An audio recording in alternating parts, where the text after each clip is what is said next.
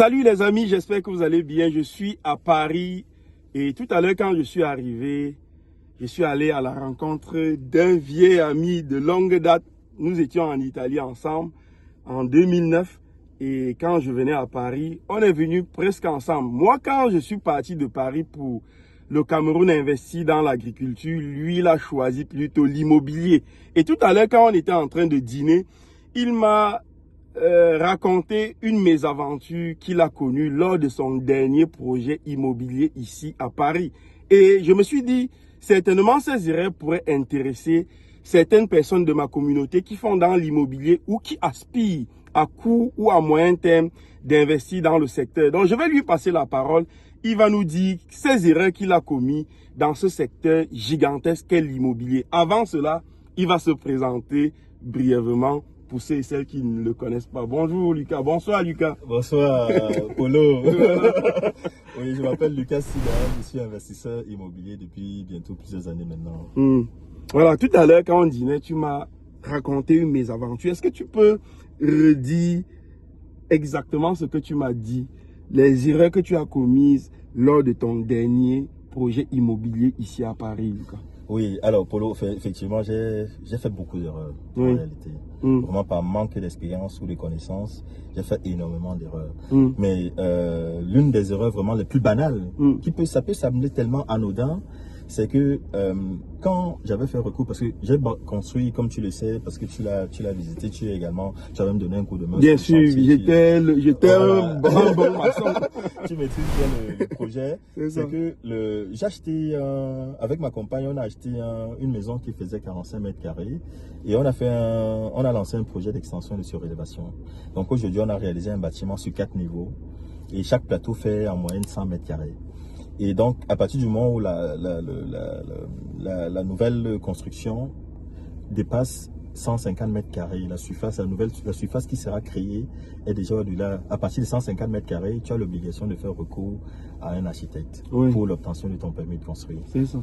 Et donc, j'avais donc fait à l'époque appel à un architecte, mais l'erreur que j'ai commise à l'époque, c'est que j'ai totalement fait confiance à l'architecte.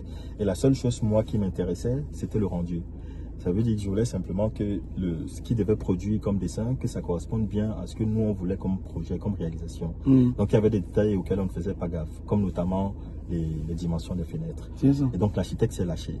Et donc il n'y a pas une seule fenêtre, ou une seule porte, ou une seule ouverture pour la baie vitrée qu'il a faite aux dimensions standards.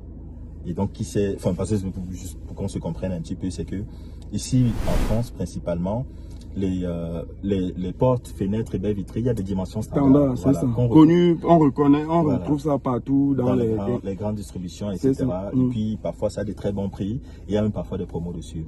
Mais pour peu que ta fenêtre, par exemple, si la dimension standard d'une fenêtre d'une fenêtre par exemple de séjour, on est peut-être sur du 100 par 100, pour peu que tu passes par exemple à 110 par 100, là tu sors totalement, tu entres dans une autre catégorie qu'on appelle les fenêtres sur mesure. Ah ouais. Et là, parfois, le prix, c'est du triple. Voilà, je veux dire, les prix s'envolent. C'est-à-dire, on peut passer de 300 000 à 1000 euros, par exemple? On peut passer de 300 euros à 1000 euros. 300 euros, oui, facilement. En fonction du type de fenêtre, oui, bien sûr. Bien sûr. Et ça, c'est la mauvaise expérience que j'ai découverte quand on a fini le gros œuvre et qu'il fallait mettre hors d'eau, hors air. Donc, il fallait déjà commencer maintenant à acheter les fenêtres, etc., les portes, etc., avec les baies vitrées.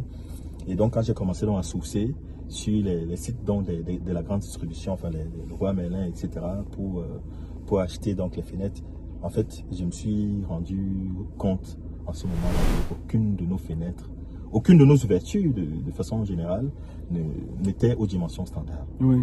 Et on avait une trentaine de menuiseries en réalité dans le bâtiment. Exactement. Donc entre les portes, entre les fenêtres et les baies vitrées, il y en avait une trentaine. Et aucune de ces ouvertures n'était aux dimensions standards. Et donc il fallait tout commander sur mesure. Ah ouais. Et soit tu ramènes aux dimensions standards, et si tu veux ramener aux dimensions standards, il y a d'autres contraintes, ça peut être des contraintes techniques. C'est ça. Parce que je prends notamment le cas de la baie vitrée. La baie vitrée, il aurait fallu par exemple qu'on augmente peut-être de 30 cm pour que ce soit une dimension standard. Mais le problème, c'est qu'au niveau de la baie vitrée, à l'extrémité droite, il y a un poteau. Et ce poteau part depuis le sous-sol jusqu'au dernier niveau. Ah, ça. Et donc, si tu veux le bouger, il faut faire revenir l'ingénieur structure. Qui redimensionne même peut-être tout. Oui. il faut refaire revenir l'ingénieur structure. Et si tu bouges aussi la baie vitrée, il faut que tu modifies également les plans que tu as déposé au niveau de l'urbanisme. Parce que pour obtenir ton permis de construire, l'architecte a à la fois fait les plans, mais il a également fait une description. Et dans la description, tu donnes à la fois le type de menuiserie, si ça avait du PVC, si ça avait de l'alu ou du bois. Tu donnes également les dimensions et tu donnes même la couleur. C'est ça. Et donc, si tu modifies un seul élément, il faut que tu fasses également la modification au niveau de l'urbanisme. Et si tu as le malheur d'être dans une zone qui est classée, il faut également que les bâtiments de France donnent leur accord. Et donc, ça fait qu'en termes de délai, à la fois l'ingénieur structure qui doit peut-être refaire ses calculs, l'architecte qui doit refaire donc la description et modifier les plans, l'urbaniste qui doit réétudier le dossier, et si ça doit encore passer également par les bâtiments de France, tu peux compter facilement 6 mois. Ah oui. Et donc, il y a une implication en termes de délai déjà. Ça rallonge donc les délais de livraison. Ça, c'est la première chose. Et de deux, en termes de coût. Comme on le disait tout à l'heure, je prends un exemple simple. Pour une porte d'entrée, une dimension standard de 90 par exemple à 2,10, une porte d'entrée en PVC ou en alu, prenons l'alu, tu peux facilement aller. On peut être en entrée de gamme peut-être à 300 €. Par contre, dès que tu pars déjà sur du sur-mesure, on commence à taper déjà dans du 1000, 1005, 2000, 2005, ça va jusqu'à 4000 en fonction de ce que tu veux. C'est ça. Simplement parce que tu n'as pas fait gaffe. Un seul détail. Il aurait suffi simplement que je demande à l'architecte, sans forcément être un spécialiste du bâtiment, mais que j'ai simplement cette information que si les dimensions des ouvertures ne sont pas aux dimensions standards, je risque d'être en difficulté au moment de l'achat des menuiseries. Il lui aurait simplement demandé de mettre les dimensions des ouvertures aux dimensions standards. C'est tout. Mais je n'avais pas cette information. C'est ça. Et là, pour les 30 menuiseries, en dimension standard, parce que je me suis amusé à faire un petit peu le calcul, à voir le manque à gagner financier, on était sur une différence d'à peu près entre 25 et 30 000 €. Wow. On aurait acheté ça aux dimensions standards qu'on aurait épargné oui, bien entre sûr. 25 et 30 000 €. C'est ça. Pour une simple information que je n'avais pas au départ. C'est ça. Et donc ça, voilà, ça fait partie des erreurs, voilà. J'en ai connu, à mes détriments, j'ai appris énormément de choses avec ce dernier projet. Parce qu'avant ça, je n'avais jamais fait de construction au pays. Ici en France, j'avais fait de la rénovation. Mais dans la rénovation, tu n'es pas spécialement confronté à ce type de choses. Bien parce sûr, que tu fais tomber les cloisons, tu ça. fais de la peinture, tu fais peut-être de l'électricité vite fait, machin, ou de la plomberie. Mais tu n'as pas, enfin je veux dire, il n'y a pas d'interaction avec, quand tu fais de la petite réno, avec les urbanistes, les architectes, peut-être architectes d'intérieur, mais l'ingénieur structure, des choses comme ça, etc. Tu fais pas, enfin voilà, tu fais pas recours. J'avais donc pas cette expérience-là et j'ai payé le prix fort. Exactement. J'ai payé le prix fort. Alors, tu as d'autres projets immobiliers au Cameroun. Je connais pratiquement 4 projets que tu as au Cameroun. Tout à l'heure, tu m'as dit que tu réussis à fabriquer tes lits à 40 000 francs CFA. Lucas, comment tu parviens à obtenir des si beaux lits, puisque j'ai visité, à 40 000? En fait, Polo, en réalité, c'est pas que j'ai été visité par le Saint-Esprit et que j'ai eu cette idée de génie. C'est que j'ai été confronté à une difficulté financière et pendant mon premier projet, celui de Bonapriso, et parce que j'étais au moment de l'ameublement, on avait fini les travaux, etc. C'était déjà nickel. Maintenant, il fallait le meubler. Et donc, quand je fais donc le tour des menuisiers pour acheter les lits, je me rends compte que les lits, on est pour un certain design, etc. C'est minimum 100 000, 150, 200, 300. Ça s'envole. C'est ça. Et là, financièrement, je n'étais pas en capacité d'acheter plusieurs lits dans ce prix-là. Enfin, voilà, j'avais une contrainte financière en tout cas. Et c'est comme ça que, donc, en réfléchissant, en faisant mes petites recherches, etc., finalement, j'ai découvert que j'étais en capacité de réaliser des lits pour moins de 40 000. Et là, j'ai proposé ça donc à mes techniciens, c'est-à-dire essayons de relever le défi. Ils étaient un petit peu sceptiques à l'époque. Je te dis, ça c'est des choses qui datent des années 2020, 2021. Donc ils étaient un petit peu sceptiques parce qu'ils ne l'avaient jamais réalisé avant.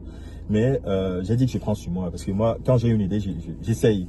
Voilà, je suis toujours dans l'action. Donc dès qu'il y a une idée, après voilà, enfin je veux dire, de façon mesurée, hein, je ne me lance pas de façon n'importe comment, mais j'ai essayé d'implémenter, de voir. Je me suis dit, au pire, on ne paie pas grand-chose. Et puis, on va peut-être essayer de voir le plan B. Le plan B étant d'acheter les lits déjà préfabriqués chez les menuisiers, machin, etc. Et donc, on a essayé. Et finalement, il se trouve que c'est des très beaux lits. très solide. C'est ça. Et désormais, ce que je fais, c'est que j'investis dans les matelas et Dans non les plus dans matelas. les lits. C'est ça. Parce que beaucoup de gens font plutôt l'inverse. Exactement. C'est qu'ils vont prendre un lit qui coûte 200, 300 000. Et mais mettre le matelas de 25 000. Et pourtant, ne dort pas sur le lit. Enfin, si, le lit porte le matelas, mais c'est ce qui va nous conférer le confort. Le confort, c'est ça.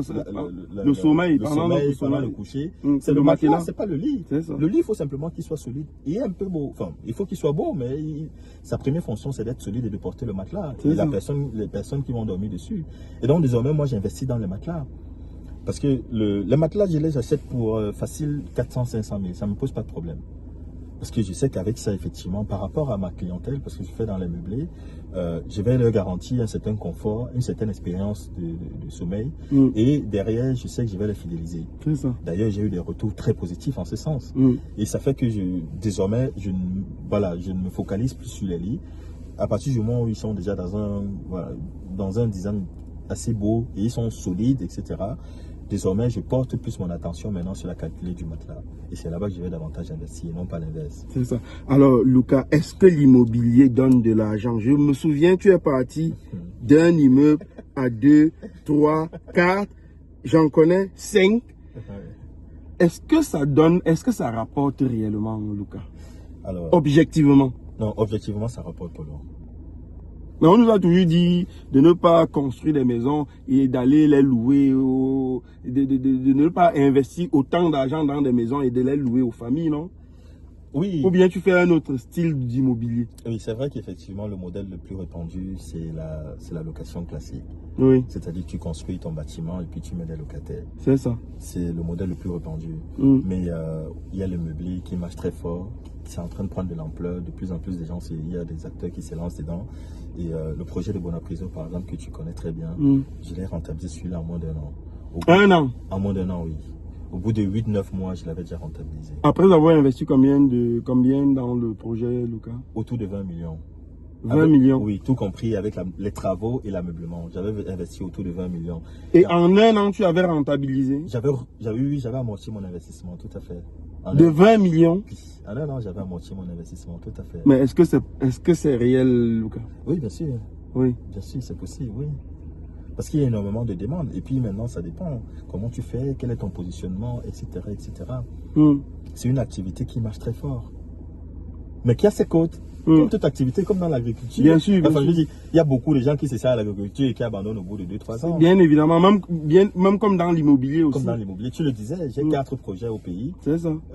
Dans l'immobilier, enfin, si ça ne marchait pas, je n'enchaînerais pas autant de projets. C'est ça. C'est bien la preuve que ça marche. Enfin, je dis, c'est pas que je ne fais pas du blanchiment d'argent et que j'ai de l'argent à mettre dans les projets immobiliers qui ne rapportent pas. Si ça ne rapportait pas, je ne ferais pas autant. Quel conseil donnerais-tu à tous ceux et celles qui nous écoutent pour qu'on boucle cette petite vidéo, Lucas? Très honnêtement, si c'était à refaire, c'est vrai que je l'ai appris à mes dépens. Avec toutes ces années d'expérience, j'ai appris énormément de choses. Mais il faut qu'on soit clair. Et je pense que c'est ton cas pareil. C'est ça. Parce que quand tu as commencé, effectivement, tu t'es formé un peu, etc. Bien sûr, bien sûr. Je ne me suis pas formé, mais j'ai perdu plus de 20 millions en 2 ans, je le dis toujours. Voilà. Oui. Et tu vois très bien que si quelqu'un, par exemple, t'avait dit, paye-moi 1 million, voilà, je te forme. Je lui aurais dit que c'est assez. Voilà. Ouais. En réalité, je pense que les gens parfois sous-estiment peut-être l'importance de la formation. C'est ça. Mais c'est fondamental. À partir du moment où tu es dans un projet, soit tu t'entoures de bonnes personnes, si dans ton entourage tu as la chance, la grâce d'avoir des gens qui ont déjà réalisé le même projet, rapproche-toi d'eux, bénéficie de leur expérience ou de leur accompagnement, etc. Mais si ce n'est pas ton cas, forme-toi. C'est ça. Il est extrêmement important de se former avant de se lancer dans l'immobilier. Parce que ça paye cash. Les erreurs sont fatales. Ça paye cash. Merci beaucoup, Lucas. Monsieur Tami Jardin. Merci à vous d'avoir regardé cette vidéo en espérant qu'elle vous a plu et surtout que vous avez retenu quelque chose. Laissez-nous un commentaire et on se donne rendez-vous très prochainement pour une autre vidéo. À très bientôt.